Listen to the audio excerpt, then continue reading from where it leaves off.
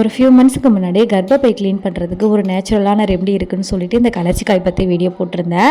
அதே மாதிரி ஒரு வீடியோ தான் இன்றைக்கும். அதை பார்த்துட்டு எனக்கு என் ஃப்ரெண்டு சஜஸ்ட் பண்ண ஐட்டம் தான். அவங்க சின்ன வயசுலேருந்து சப்பியர் சைடு தான். பீரியட்ஸ் டைம்லலாம் என்ன ஆகும்னா ரெகுலராக பீரியட்ஸ் ஆகாதான், அப்படியே ஆனாலுமே ஒரு நாள் தானாலே பெரிய விஷயம், 1.5 நாள் தான் அதிகபட்சம் ஆகும் அப்படின்ற மாதிரி ப்ராப்ளம் இருந்திருக்கு.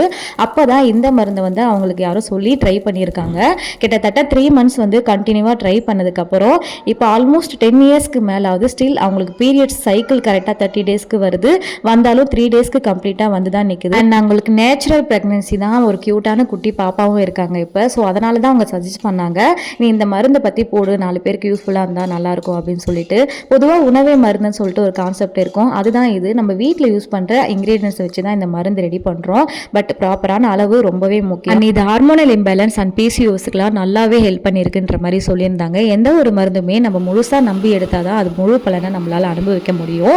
உங்களுக்கு இந்த மருந்தை பற்றி டீட்டெயில் வேணும்னா சொல்லுங்கள். அண்ட் அகைன் நான் டாக்டர்லாம் இல்லை, ஃபுல் அண்ட் ஃபுல் பர்சனல் எக்ஸ்பீரியன்ஸில் வந்த ஒரு இன்ஃபர்மேஷன்.